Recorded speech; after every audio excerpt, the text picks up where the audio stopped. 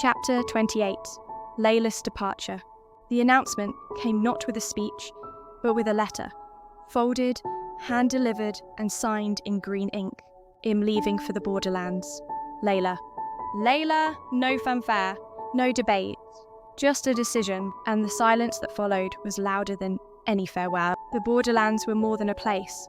They were the world's forgotten edges, where girls were banned from books, where chalkboards were burned, where learning was labelled rebellion. To most, it was a graveyard for good intentions. To Lela, it was the next garden waiting to grow. Rayan read her letter in private. He had mentored her for over a decade, watched her transform from a village girl with a worn notebook to the soul of a global movement. She didn't ask for permission, she never had, and that, he thought, was why she was ready. The others weren't as sure. You're needed here. There's danger. Why risk everything when we've built so much? But Lela only smiled. Because if our ideas don't survive where they are hardest to plant, then they were never real to begin with. The night before she left, she sat beneath the banyan tree with Rayan. No lantern, just moonlight and memory. I used to dream of growing up to replace you, she said softly. Rayan chuckled. You didn't replace me. You rewrote me. She touched the soil. I just hope there's still enough of this. Where I'm going, there will be, he said, because you'll carry it.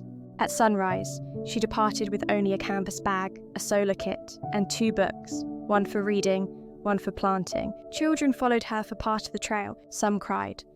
One girl gave her a drawing of a tree growing from a heart. No one said goodbye.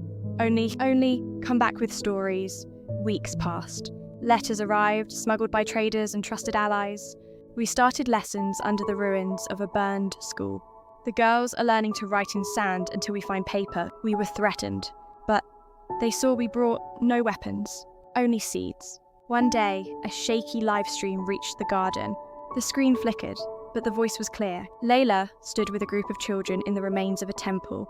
We don't have desks, or roof, or safety, but we have hope. And hope doesn't need permission to bloom. That night, Rayan looked around the garden, still thriving, still growing, but something had shifted, not in loss, in expansion.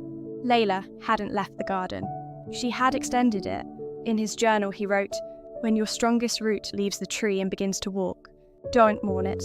Follow it with your heart, and know the forest is still growing."